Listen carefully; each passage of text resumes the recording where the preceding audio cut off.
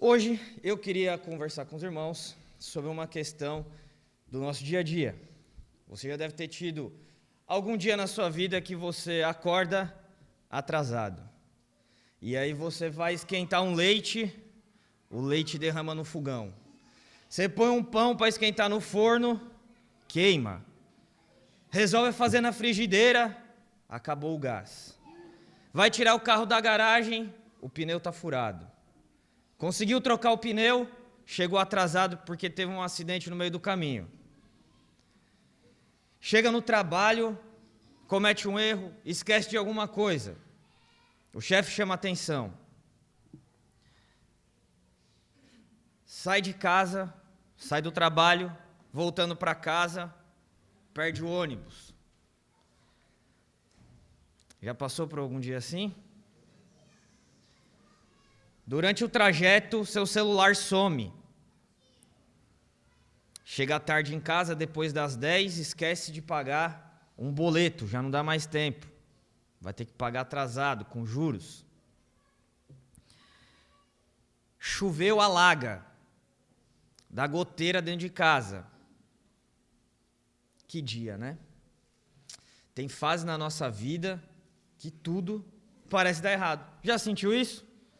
Recentemente, no auge do verão desse ano, lá em casa nós vivemos uma fase assim. O ar-condicionado quebrou,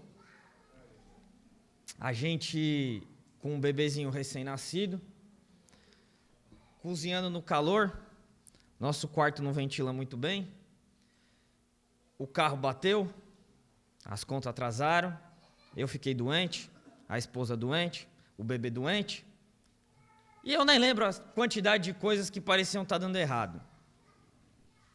Nessas horas, irmãos, o que dá vontade de fazer? Desistir, né? Chorar. É doído.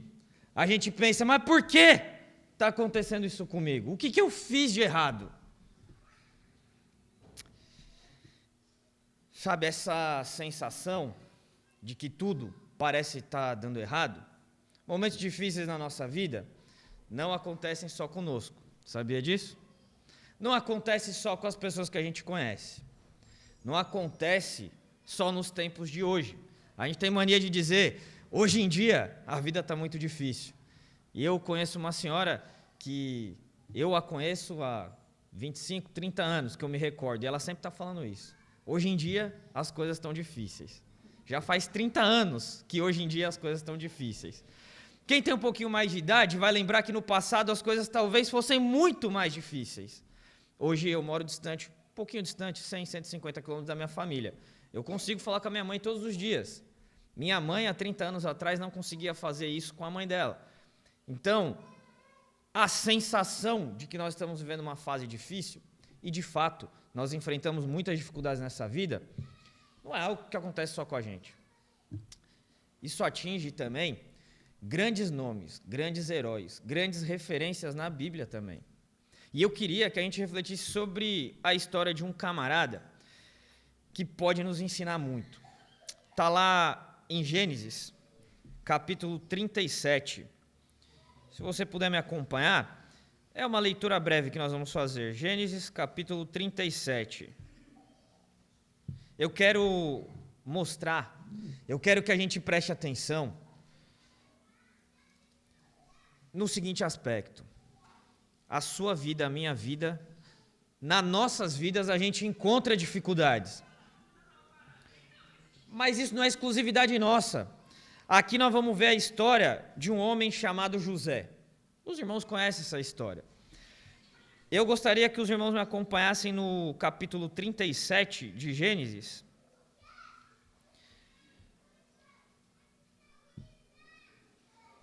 Gênesis capítulo 37. Nós vamos ler só o versículo 28. José era um hebreu que tinha muitos irmãos. Muito obrigado.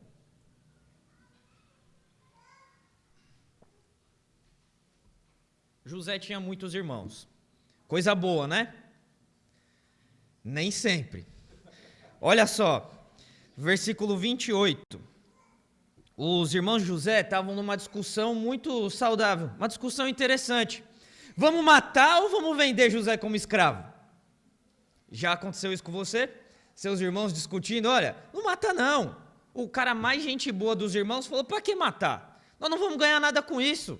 Vamos vender ele como escravo, que a gente já lucra alguma coisa. E no versículo 28, diz assim, e passando os mercadores midianitas, os midianitas eram um povo que não era muito próximo dos hebreus. Eles gostavam de lidar com os hebreus na base da lança, e de preferência enfiando ela no estômago do hebreu. E os irmãos de José, depois de discutir se iam matar, como iam matar, resolveram não. Vamos lucrar alguma coisa com o destino de José. E passando os mercadores midianitas, os irmãos de José o alçaram, tiraram da cisterna e o venderam por 20 ciclos de prata aos ismaelitas. Estes levando José ao Egito. Vejam só, irmãos, 20 ciclos de prata. Não dá nem para a gente saber quanto vale hoje. Mas, só para ter uma ideia, Abraão, na Bíblia, comprou um pedaço de terra por 400 ciclos. José foi vendido por 20. Ou seja, nada. Esse era o preço que os irmãos de José enxergavam nele. E José, então, um homem fiel, um homem temente a Deus, é levado, vendido como escravo para um povo inimigo. E aí eu te pergunto, você conhece a história, a dificuldade no dia de José acabou por ali? Não, né? Vendido para um povo inimigo, ele foi vendido mais 2 vezes, como escravo, como uma mercadoria. E aí ele chegou na casa de um egípcio poderoso, chamado Potifar. Era um militar muito importante, muito rico. E ele viu José e falou, esse cara tem algum valor. Vou colocar ele como mordomo da minha casa. Então José passou a ser uma espécie de governante da casa desse homem muito poderoso. E a Bíblia diz que José achou mercê diante do Senhor e diante do senhor dele, Potifar. Isso fez com que a casa de Potifar, por conta da postura de José, fosse abençoada. E ele se tornou um homem mais rico, mais abençoado, por conta do comportamento decente, adequado e temente ao Senhor de José. Mas, da mesma forma como acontece com a gente naqueles dias em que tudo parece dar errado, quando parecia que a coisa ia ficar boa, o que acontece com José? A mulher de Potifar olhou para José e falou, eu quero você. E José respondeu para ela, não, o seu marido me colocou para cuidar de tudo dessa casa, e você não está sob minhas posses, eu me recuso. E ela, a Bíblia diz que ela investia todo santo dia sobre José. E até que um dia, não tinha ninguém na casa, José, um homem reto, íntegro, estava passando, ela chamou José e tentou agarrar ele. José se desvencilhou, só que um pedaço da roupa ficou lá. E aí, diante da negativa, o que a mulher desse homem poderoso fez? José tentou me agarrar. Fez uma falsa acusação. Você já sofreu alguma injustiça? Na vida, no trabalho, na família, com seus vizinhos, no relacionamento? Pois é, José também. E Potifar, um homem que foi abençoado por ter José na sua casa, ouviu a sua mulher e falou, absurdo, ponha na cadeia.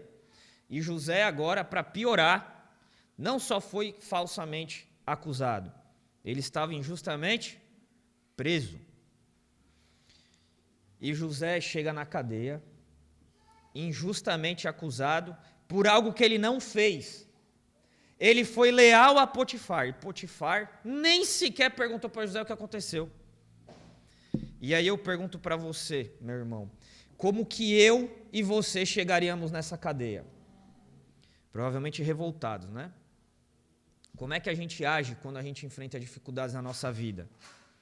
Eu não vou mais na igreja, não adianta nada. Bateu o meu carro, perdi o emprego, não pago as contas. Chego lá, ninguém me fala bom dia. Não compensa. Mas José fez diferente. Ele chegou na cadeia, e ele foi o melhor preso que aquela cadeia já tinha ouvido falar. Ele era um homem tão confiável, ele era um homem tão reto, que o carcereiro pôs José para tomar conta dos outros presos.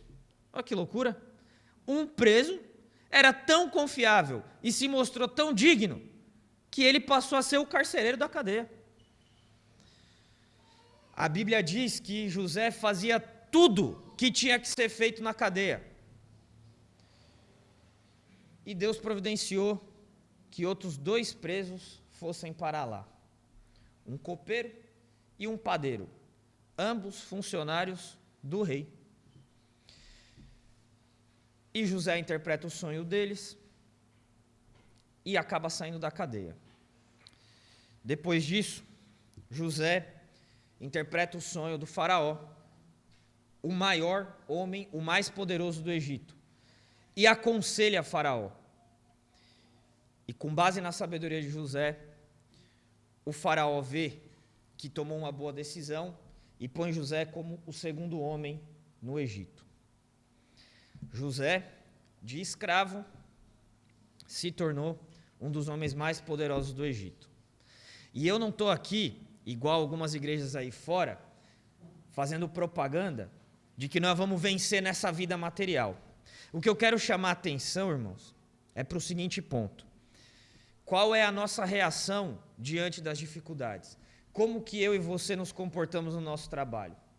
Alguém aqui já teve ou tem, não precisa falar o nome, um chefe ruim? Um patrão que não merece um bom trabalho? Que não te valoriza? Alguém já teve? Eu já tive. Como é que eu e você, cristãos, nos comportamos no nosso ambiente de trabalho? Meu chefe não merece, ele não é bom. Meu chefe não me paga a hora extra. Não me paga o quanto eu acho que deveria. Então, quer saber? Vou me comportar da pior maneira. Faço o mínimo, bem mal feito, só para constar. Afinal de contas, meu chefe não merece.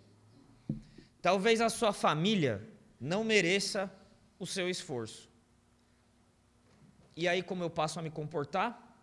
Quer saber? Faço mais nada para esses ingratos.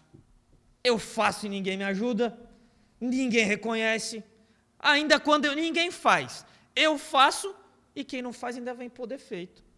Já aconteceu isso aí na sua família? Acontece, né? Quer saber? De hoje em diante, não faço mais nada para ninguém.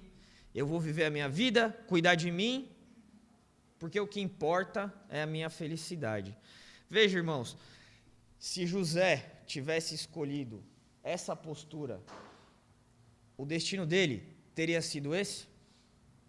Depois de se tornar governador, José teve a oportunidade de reencontrar sua família. Os irmãos lembram dessa história, né? Toda a região dominada pelo Egito passou a ter fome, por conta da seca. Só havia um lugar, com base no conselho de José, que tinha comida. Não só comida para o seu povo, mas comida estocada, para mais de 7 anos. Era o Egito, graças à sabedoria de José. Então, sabendo que havia comida no Egito, o que os pais, os irmãos de José fazem? Vamos lá pedir. Agora é a minha vez. Agora eu vou mostrar que eu não era nada, que eu fui injustiçado, que vocês que me venderam, seus ingratos, invejosos, agora vocês vão penar na minha mão. Talvez é isso que passaria na minha cabeça. Eu não vou perguntar para vocês, mas difícil, né? A sua família te vende como escravo, cogita te matar, e alguns anos depois está lá se humilhando pedindo comida. E José foi humilde, amoroso e alimentou a sua família. Essa história, irmãos, mostra para nós como um cristão deve agir. Talvez o seu vizinho não mereça ter um bom vizinho, mas você tem que ser o melhor cristão. Se tem um cristão que é você no seu bairro, você tem que ser o melhor vizinho no seu bairro. Se no trabalho, se há um enfermeiro que é cristão, o melhor enfermeiro tem que ser o cristão. Se tem um engenheiro que é cristão, quem vai ser o melhor engenheiro no trabalho? É o engenheiro. Se tem um policial, um pedreiro, um lixeiro, um professor, seja lá qual for a sua profissão, seja lá qual for a sua atuação, se há um filho cristão, esse tem que ser o melhor filho. Se há um pai cristão, esse tem que ser o melhor pai. Se há um marido, uma esposa, um parente distante, esse tem que ser o marido, a esposa, o parente distante, mais amoroso, mais humilde, mais pronto a perdoar. Não importa se o seu patrão não é bom com você. O seu trabalho não é feito para ele. O seu trabalho deve ser feito ao Senhor. Na minha atividade profissional, é muito comum encontrar pessoas que reclamam o tempo inteiro, o tempo inteirinho. Não tem nada bom para a maioria das pessoas. E normalmente no funcionalismo público é assim, né? Você chega no hospital, há todo mundo reclamando. Ninguém quer sair do trabalho, mas todo mundo reclama. E normalmente as pessoas transferem as suas frustrações para as outras pessoas. E normalmente sempre para as pessoas que dependem do trabalho dela. Então eu sou médico, as condições não estão boas, o salário não está ideal, não tem muito equipamento no pronto-socorro, e eu transfiro a carga dessa situação para quem? Para o paciente. Deixo lá ele esperando, atendo mal feito, e é assim que, infelizmente, a maioria das pessoas se comporta em todas as profissões. Já que não me valorizam, já que eu estou sofrendo injustiça, já que ninguém foi bom comigo, eu também não vou ser. Se José tivesse escolhido esse caminho, certamente nós não estaríamos aqui falando, lembrando e aprendendo com a história dele. Mas José não agiu assim porque ele era um bom homem apenas. Não agiu assim porque foi sorte, acaso. Não. José agiu assim porque ele confiava no Senhor. Porque José tinha a certeza de que essa vida não se encerra aqui. E, irmãos, essa é a nossa esperança. Talvez você hoje esteja vivendo exatamente essa fase que eu descrevi, passando por inúmeras dificuldades, preocupado, à beira da depressão, pensando nas coisas mais terríveis que um ser humano pode pensar. José também passou por isso. José sofreu. A história de José não foi simples e agradável. Ele mais sofreu do que qualquer outra coisa. Mas a história de José mostra pra gente como um cristão, como um servo de Deus deve se comportar. Quando tudo estiver parecendo que está dando errado, a gente tem que lembrar que a nossa vida não se encerra aqui. Que a nossa esperança não é ter um ar-condicionado funcionando. E a minha esposa fez questão de me alertar um dia que eu estava muito bravo, estressado, nada está dando certo. E ela, mas para pensar. É meio que um dilema, uma dificuldade de gente mal agradecida, né? Porque você tem ar-condicionado. Tem muita gente que não tem. O ar-condicionado está funcionando, mas tem um ventilador. Eu esqueci de contar, né? O ar-condicionado parou. A gente pegou 2 ventiladores. Aí um ventilador caiu e quebrou.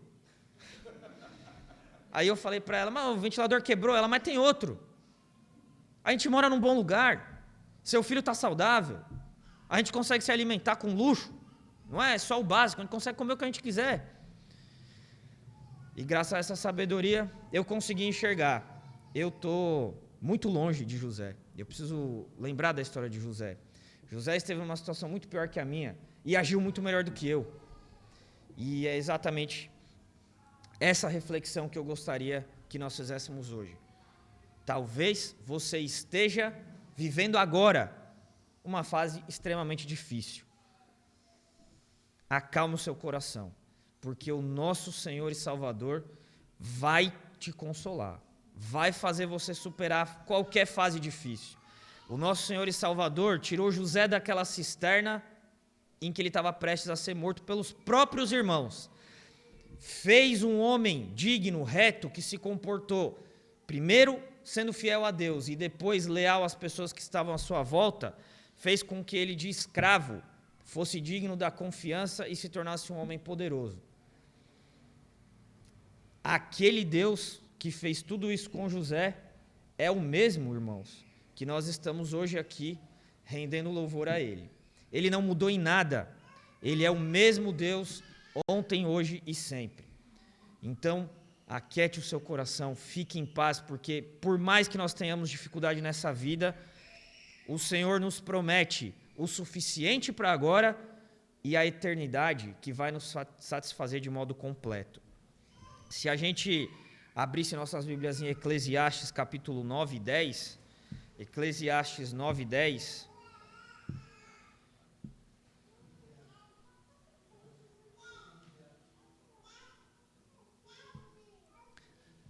a palavra de Deus nos diz assim, Eclesiastes capítulo 9, versículo 10.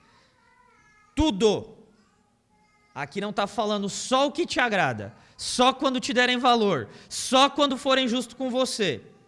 Aqui está dizendo assim, tudo quanto te vier à mão para fazer, faze-o conforme as tuas forças. Irmãos, o que o Senhor espera de nós é que nós façamos o melhor para todos que estão à nossa volta. Seja o melhor funcionário, seja o melhor filho, seja o melhor familiar. Se tem alguém no ambiente, essa pessoa, sendo você e eu, cristãos, nós precisamos ser as pessoas mais decentes, mais dignas de confiança, pessoas que honrem a Deus. O mundo lá fora precisa passar por nós e falar, mas peraí, esse camarada tem alguma coisa de estranho? Todo mundo joga lixo no chão, ele não. Todo mundo pega o dinheiro, ele não. Todo mundo troca voto por algum saco de cimento, ele não. Todo mundo é a favor de coisas absurdas, ele não. Todo mundo tem um comportamento egoísta, ele não. Todo mundo fofoca no trabalho, destrói a vida das pessoas, ele não. Todo mundo trai, ele é leal. Todo mundo mente, ele suporta as consequências da verdade. Tudo quanto te vier à mão para fazer, faze-o conforme as tuas forças. E assim como o Senhor fez com José, mesmo nas situações mais difíceis, o Senhor fará conosco também, irmãos. Ele nos fará prosperar, não só nessa vida, mas na eternidade, que é o desejo e a esperança que nos move a cada dia. Que o Senhor abençoe, que assim como José, nós tenhamos perseverança, tranquilidade, confiança no Senhor e que o mundo lá fora olhe para nós e pense, esse homem, essa mulher tem algo de diferente. E eu quero conhecer o que esse homem faz de diferente, porque eu também quero ser assim. Em nome de Jesus, amém.